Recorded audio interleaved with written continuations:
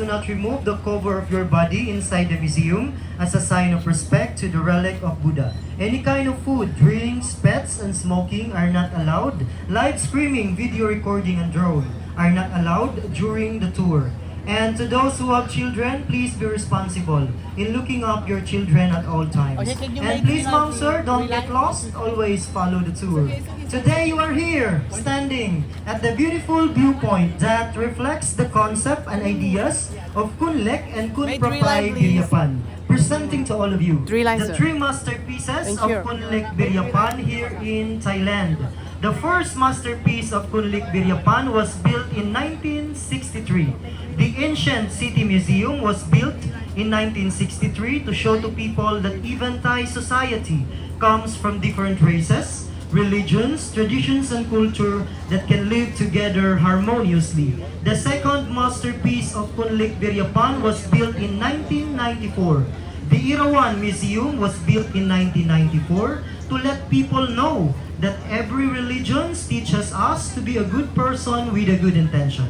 And of course, mom, sir, the third masterpiece of Kunlek Biryapan was built in 1981, our very own. The Sanctuary of Truth Museum was built in 1981 to convey the message of the primary duties of human values to make oneself and fellow human beings together with the nature and the environment coexist in peace. The creator, Kunlek Biryapan, realizes that the fast growing of technology nowadays affects people's way of living. The pressure, the conflicts and troubles genuinely exist, and the effect of globalization make one endless desire. Until then, the meaning of life cautiously disappears and the chaotic world begins. Those masterpieces, a legacy they built that can pass on to future generations. And to let people understand that despite of these facts, we can still live together harmoniously by communicating through art and carving, which starts from the 5 characters that you can see at the spire of the museum. The first character, we have a man holding a lotus flower, represents a strong intention to be a good person, like treating people nicely. Be generous and become the one who intend to bring peace into our society. The second character is a woman holding a book, represents learning the truth of life from the past so that you can recognize no matter who you are, where you come from, everyone deserves the same treatment and the same respect because we are the same, we are human beings. And the third character, mom, sir, we have a man with a child and the elderly, represents generosity toward others. The concept there, mom, sir, is to treat people nicely. Respect them the way you want them to treat you, or the so-called golden rule. And the fourth character, we have a woman with a bird on her arm holding a rice paddy. Represents peace that can be started first within ourselves. Then we may become a good role model to others. It will take time, but it is worth to show to people and influence people to be a good person. And lastly, mom, sir, the fifth character that you can see at the top of the museum is a woman riding a horse with a bird and a flower on her hands, symbolizes success from the 4 characters, which is a life, purpose, and peace. Those 5 characters are the key components to bring peace into our society and to the world. You can see that 5 characters when you go down. Try to take a look at it at the spire of the museum. The 5 characters are the key components to bring peace into our society and to the world.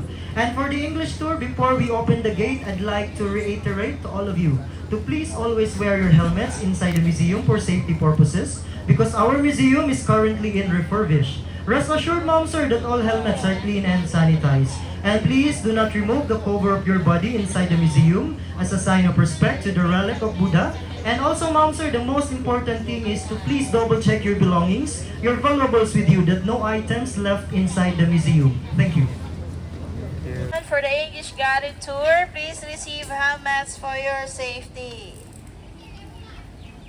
Okay, you can adjust your helmet behind. That is free size. Don't worry about the helmet. That is clean and sanitized already. Compartment. It's a little bit dusty and noisy, but it's here to us to see this traditional process. So as you can see how the museum museum created piece by piece. Okay, let's move forward here this way.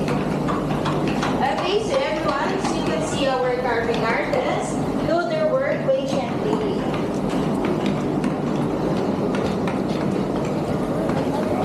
Okay, so everyone, this example over here are the parts of the decoration of the museum. So they will finish this 1 to 3 months. It depends on the measurement of the wood. And after the carving, they will set up inside the museum manually. So everyone, they're now using the kind of wood is the iron wood, rosewood, and teak wood. Okay, so everyone, they're using also the chisels and hammer for carving.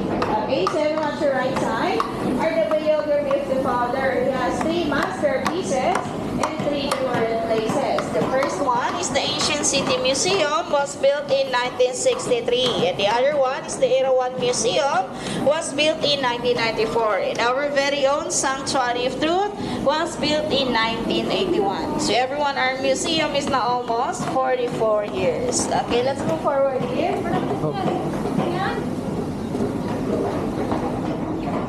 Alright, over here for the English guided tour. This way, everyone. Come forward over here. Okay, so everyone, this is the original model of the museum with a scale of 1 to 10.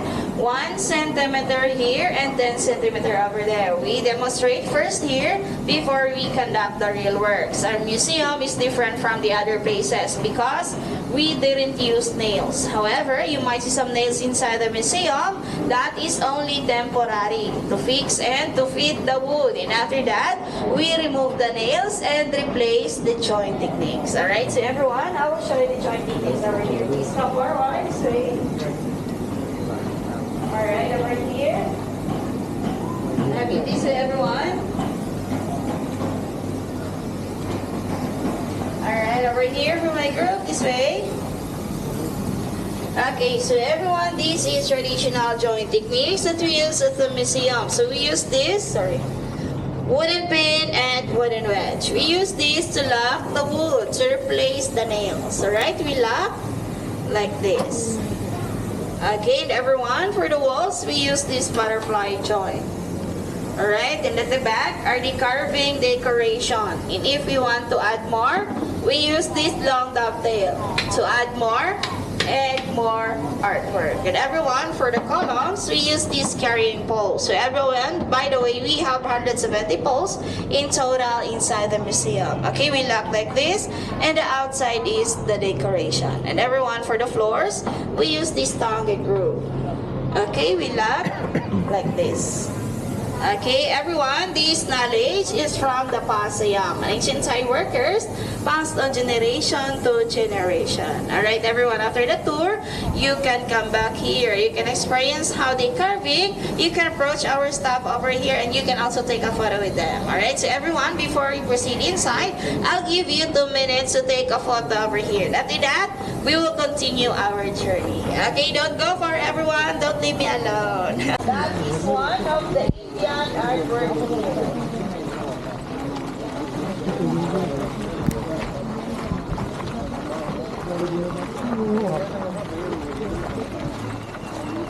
Okay, this way over here.